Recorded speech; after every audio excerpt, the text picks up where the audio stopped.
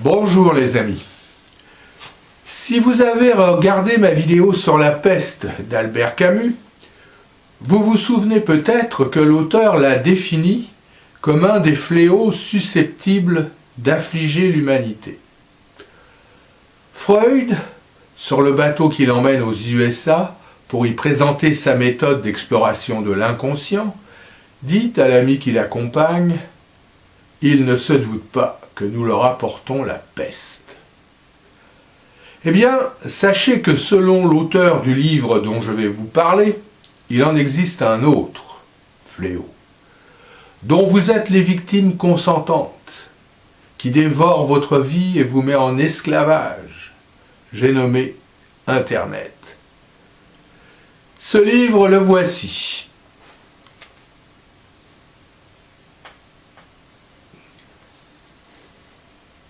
Où la lumière s'effondre, de Guillaume Sire. Il a été publié chez Plomb en 2016.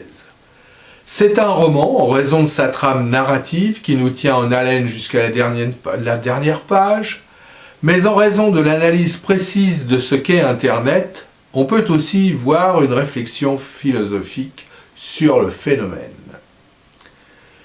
Guillaume Sire utilise volontiers les références mythologiques pour soutenir son propos. Ainsi, page 56, il nous dit « À Babel, les hommes n'ont pas été punis par Dieu, ils ont été sauvés. » Vous savez sans doute que la Bible rapporte que les hommes avaient décidé de construire une tour tellement haute qu'elle leur permettrait d'atteindre Dieu, dont la demeure était censée se trouver dans les cieux. Le récit biblique ne doit pas être pris au premier degré. Il s'agit ici de stigmatiser la volonté humaine de s'égaler à Dieu. Dieu, pour les punir, a décrété que désormais les hommes utiliseraient un grand nombre de langues différentes.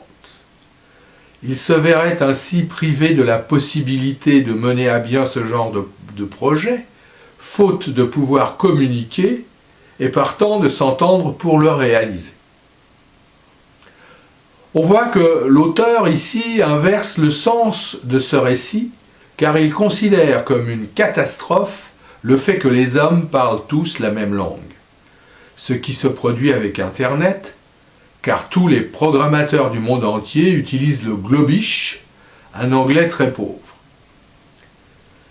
Il remarque aussi que le langage des utilisateurs d'Internet tend vers le néant. Il nous dit « Au commencement était le verbe, à la fin le smiley ».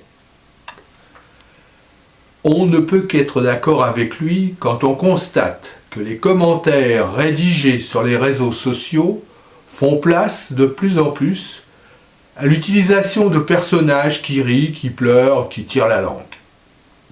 Ce qui constitue une sorte de code international du niveau de la prime enfance.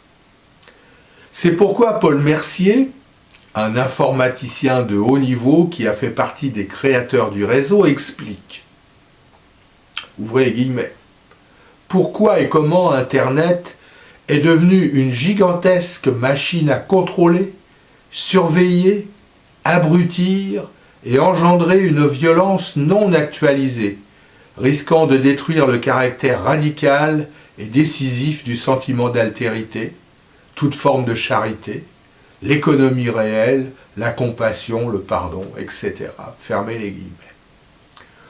On pourrait examiner point par point ces accusations, mais il me semble qu'elles ne sont pas sans fondement. À ceux qui lui objectent qu'Internet a libéré l'information, ce qui permet de critiquer les gouvernements, il répond qu'il ne réalise pas que le Pentagone et l'économie de marché finissent toujours par s'approprier les armes avec lesquelles on a cru pouvoir les mater. Il pense qu'Internet a ouvert la boîte de Pandore, permettant ainsi à l'humanité d'exalter ses mauvais penchants. La preuve, statistiquement, ce sont les sites pornographiques qui sont les plus consultés. En tant que pilier de la Silicon Valley, où il a fait fortune, il se sent coupable et décide de se retourner contre son invention. Dans ce but, il a créé en secret une armée de 10 000 hommes, des programmateurs essentiellement, pour détruire le réseau. Suite à une fuite, il est menacé de mort. Il confie alors l'opération à son ami, Robin, un autre programmateur lunatique et très très doué. Il lui déclare « Si tu réussis, nous aurons supprimé le pire fléau de l'humanité. »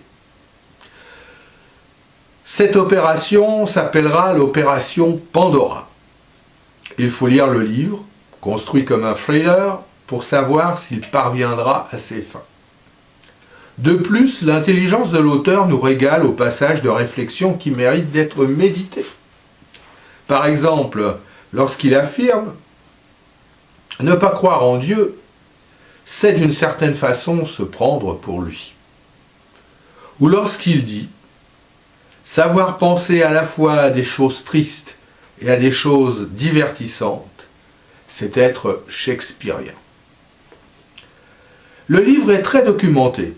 On y découvre la genèse d'Internet avec Larry Page, fondateur avec Sergey de Google, et aussi la création de l'Internet Society, ISOC, société de droit américain à vocation internationale, créée en 1992 par les pionniers de l'Internet pour promouvoir et coordonner le développement des réseaux informatiques.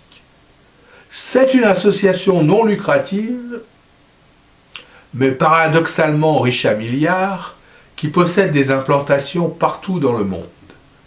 C'est un instrument de la gouvernance mondiale au service des USA. La filiale française a vu le jour en 1996. Elle compte actuellement 600 membres. Vous pouvez me croire, j'ai vérifié sur Internet. Voilà, j'espère que nous avons passé un bon moment.